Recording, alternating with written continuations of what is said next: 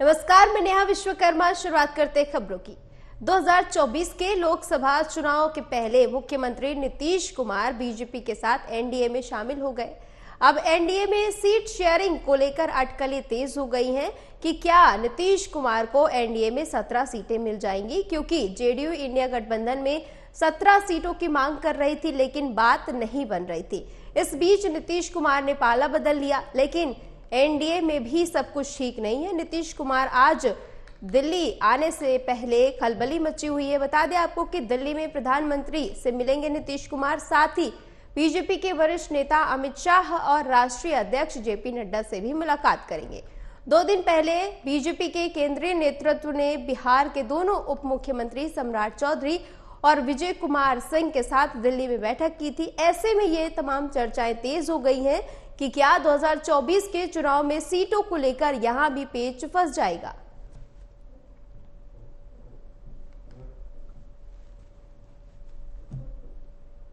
और कर्नाटक के मुख्यमंत्री सिद्धरमैया आज दिल्ली के जंतर मंतर पर केंद्र सरकार के खिलाफ प्रदर्शन करेंगे। उनका आरोप है कि केंद्र सरकार हमें ना तो टैक्स का हिस्सा दे रही है और ना ही आर्थिक मदद दे रही है। इस प्रदर्शन को चलो दिल्ली नाम दिया गया है। कर्नाटक के अलावा केरल, तमिलनाडु, तेलंगाना भी केंद्र सरकार पर फंड्स के बंटवारे में भेदभाव करने का आरोप लगा चुके हैं। बता दें आपको कि सिद्धरमैया ने 6 फरवरी को एक प्रेस कॉन्फ्रेंस में बताया था कि 7 फरवरी को सभी मंत्री, दोनों सदनों के विधायक, सांसद केंद्र सरकार के 15वें फाइनेंस कमीशन की वजह से कर्नाटक पर हो रहे अन्याय के खिलाफ प्रदर्शन करेंगे। इसके अलावा और भी कई मसले हैं जिनके खिलाफ कर्नाटक सरकार अपना प्रदर्शन करेगी, जैसे कि केंद्र सरकार की तरफ से कर्नाटक को पर्याप्त फंड्स भी मुहैया नहीं कराया जा रहा है। इस तरह के तमाम आरोप लगाए जा रहे हैं।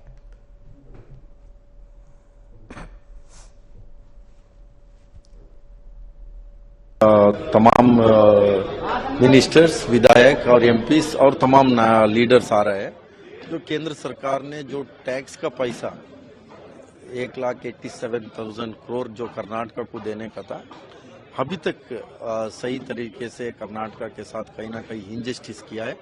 उसको लेके ये सरकार को ना खाने ना हाँ के पूरा कर्नाटक में इतने चिल्लाया, ना सुना ना देखा।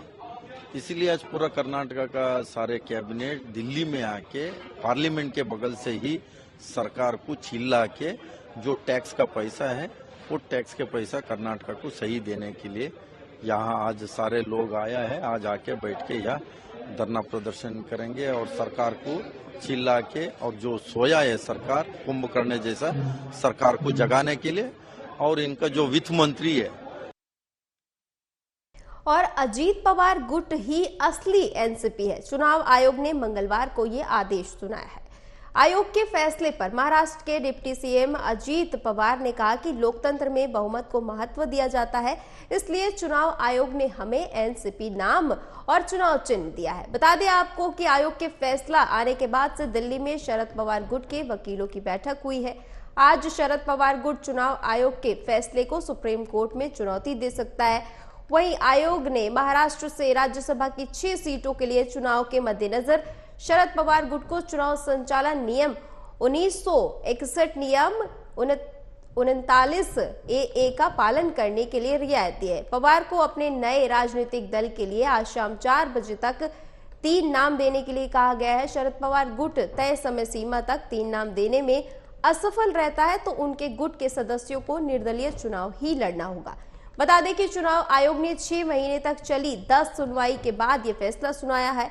आयोग ने कहा है कि विधायकों को 77 की संख्या से बहुमत ने अजीत गुट को एनसीपी का नाम और चुनाव चिन्ह हासिल करने में मदद की है।